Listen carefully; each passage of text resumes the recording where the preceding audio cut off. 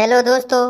पगला बाबा कहते हैं कि इस संसार में आप जिस व्यक्ति को सबसे ज़्यादा प्यार करते हैं और उस व्यक्ति के द्वारा जब कभी आपका तिरस्कार या अपमान होता है, तब यह वह पल या समय होता है जब आप अपने अंदर सुधार करने के लिए दृढ़ संकल्प लेते हैं।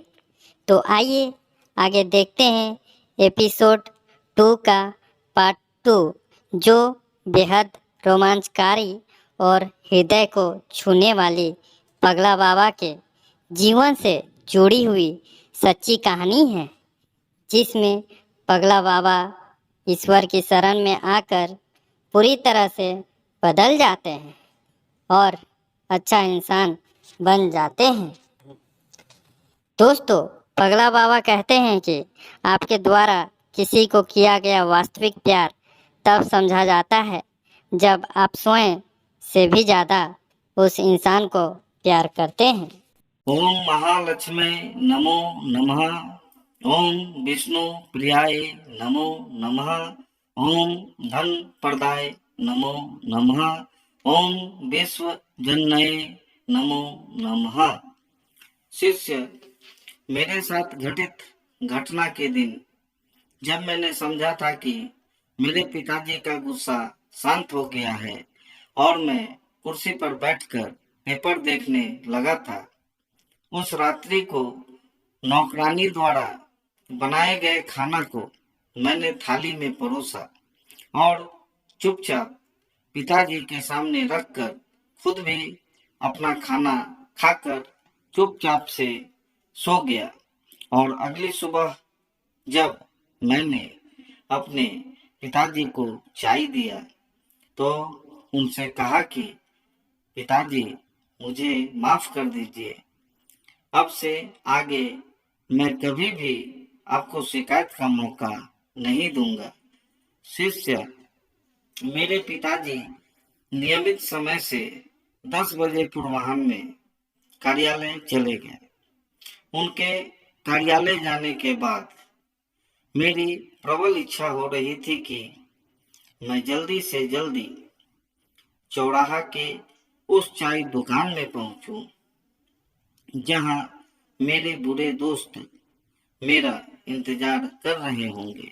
परंतु मैंने अपनी इच्छा का दमन किया और घर के अंदर ही रहा। कुछ देर बाद मेरे घर की घंटी बजी।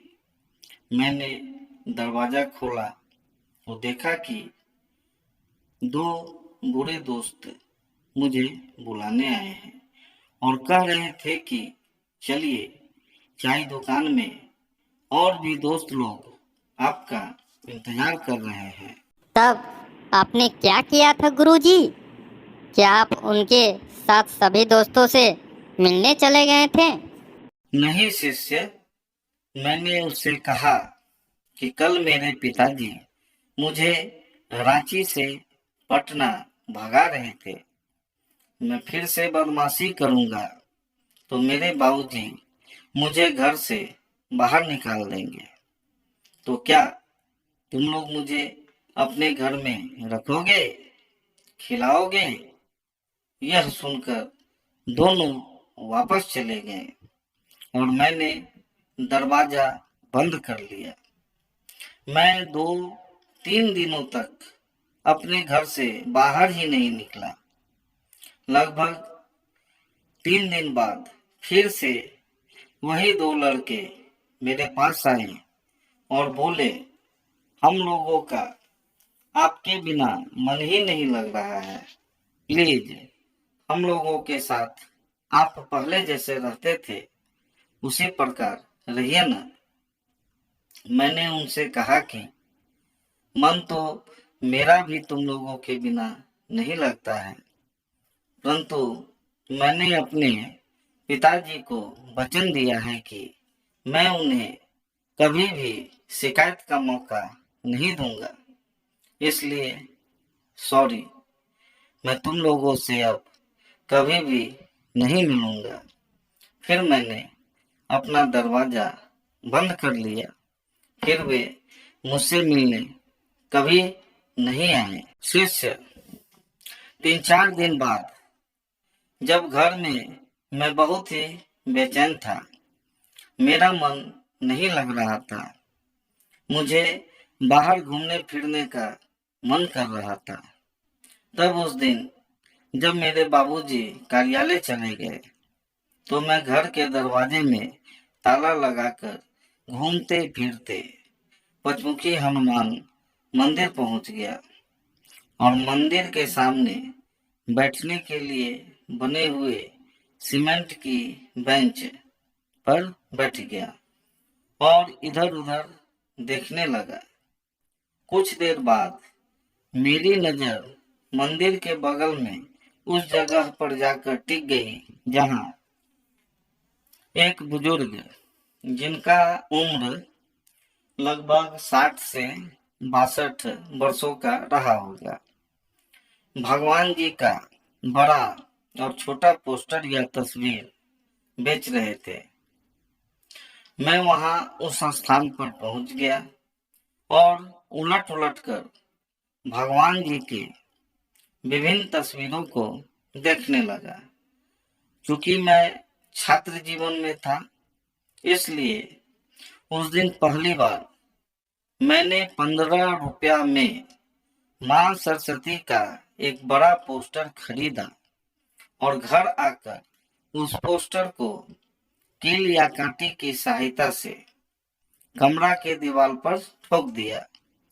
फिर अगले दिन पंचमुखी हनुमान मंदिर से हनुमान जी का एक सेम बड़ा सा पोस्टर खरीद लिया और उन्हें भी कमरे के उसी दीवार पर ठोक दिया जहां मां सरस्वती थी।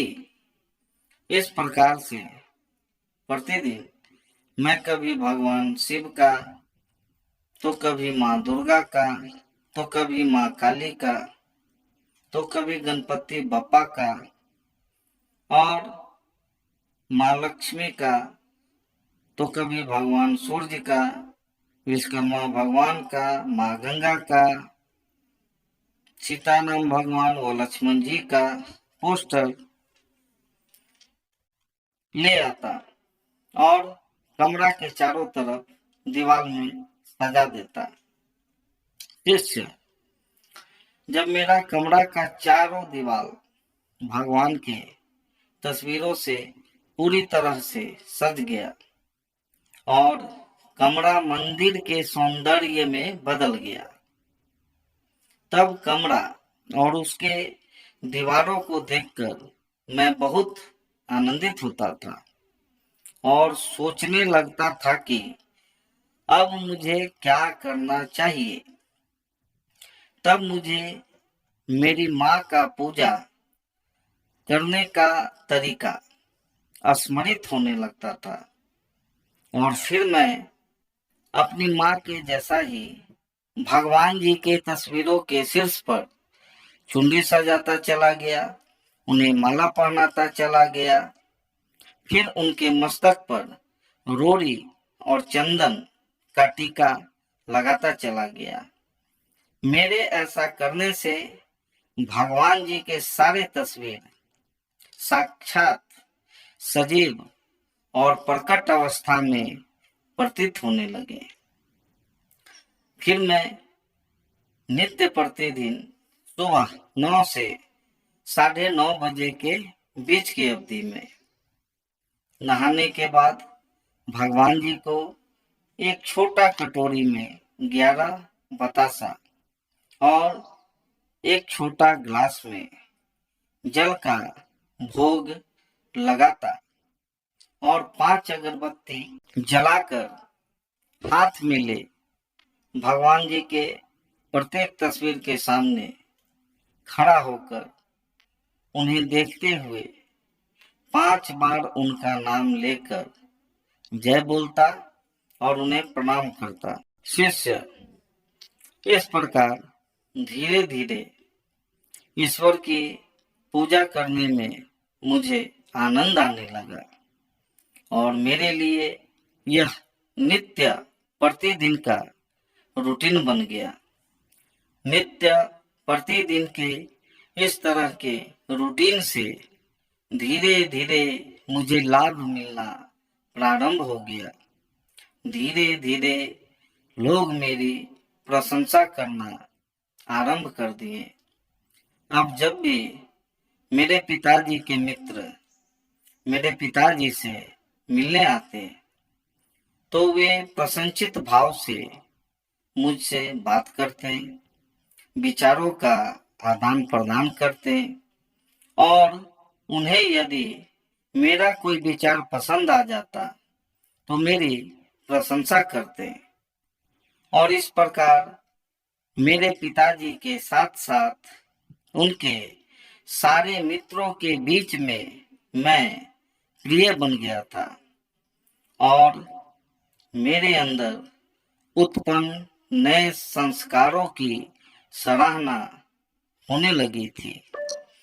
ये सब वरदान ईश्वर मुझे प्रदान कर रहे थे क्योंकि मैं ईश्वर की शरण में चला गया था। शिष्य ईश्वर की शरण में जाने और उनका पूजा अर्चना का यह लाभ हुआ कि मैं अब जीवन में उन्हीं कार्यों को करने लगा जिस कार्य को अच्छा माना गया है और इस प्रकार के कार्य को करने से जीवन में सिर्फ और सिर्फ लाभ, प्रसिद्धि, प्रतिष्ठा ही प्राप्त होता है। शिष्य वर्तमान में अभी मैं नौकरी कर रहा हूँ, अपने जीवन से खुश हूँ। ईश्वर की कृपा से अभी भी मैं अपने परिवारजनों के साथ साथ संसार के समस्त प्राणियों के हित लाभ के लिए अच्छे कार्यों को प्राथमिकता देता हूँ और उन कार्यों को कर रहा हूँ जिससे समस्त प्राणियों का भला हो सके। शिष्य, इस संसार में आप ईश्वर के दूत तभी माने जाएंगे जब आपसे इस संसार के लोगों का कुछ भला हो सकेगा। हेलो दोस्तों, मैं आपसे अपने दिल की बात बता रहा हूँ क्योंकि आप मेरे अपने हैं। मुझे आप लोगों के लिए एक वीडियो बनाने में 6 से 7 घंटे लग जाते हैं।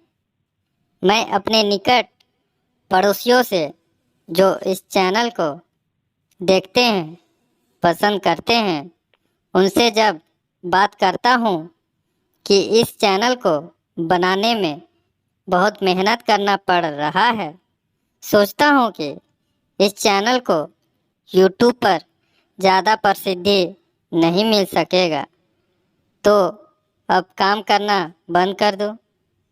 तब उनके द्वारा मेरा हौसला बढ़ाया जाता है कि आप एक अच्छे प्रयोजन के लिए कार्य कर रहे हैं, इससे लोगों का भला हो रहा है, लोगों के अंदर एक अच्छे संस्कार का निर्माण हो रहा है, लोगों के अंदर ज्ञान बुद्धि का विकास हो रहा है। प्लीज़ आप अपना काम करते जाइए, आपकी मेहनत एक दिन ज़रूर रंग लाएगी। तो दोस्तों, आप सबों का प्यार इस चैनल को तभी मिलता रहेगा जब आप ज़्यादा से ज़्यादा इस चैनल को लाइक करेंगे, सब्सक्राइब करेंगे और ज़्यादा ज़्यादा अपने मित्रों को शेयर करेंगे। दोस्तों, मैं दिल से सच बोल रहा हूँ, बहुत ही बुरा लगता है कि इतनी मेहनत के बाद भी जब आप मुझे और मेरे चैनल को लाइक नहीं करते हैं, सब्सक्राइब नहीं करते हैं और मित्रों को शेयर नहीं करते हैं। प्लीज़ मुझे अपना खास दोस्त मानकर मेरी बातों को मान लीजिए ना। दोस्तों, तो मिलते हैं अगले नए एपिसोड 3 में। धन्यवाद। जय माता दी। पगला बाबा की जय।